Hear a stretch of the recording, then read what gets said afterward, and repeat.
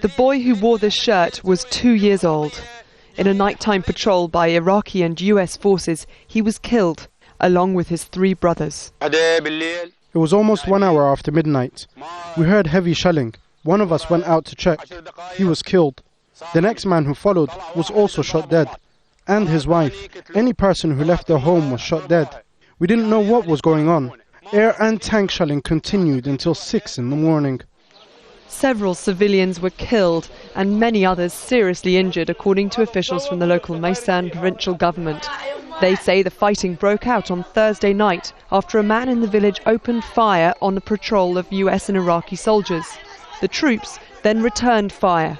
I see this as a security breach. It is a violation of the security agreement, and therefore we call on the central government and the Iraqi parliament to take strict measures, as the Iraqi people cannot pay the price for such criminal acts.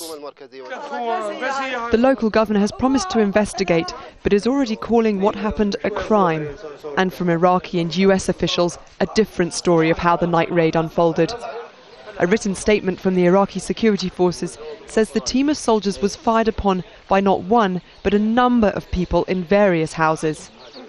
In response to the threat and in accordance with escalation of force procedures, members of the security team returned fire, killing individuals assessed to be enemy combatants.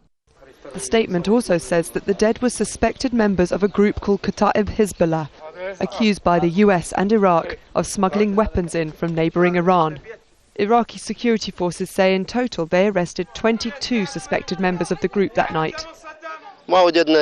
This area is safe and free of any weapons or explosives. We wonder why the residents of this area were targeted.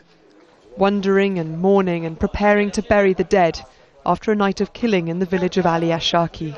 Rosie Garthwaite, Al Jazeera.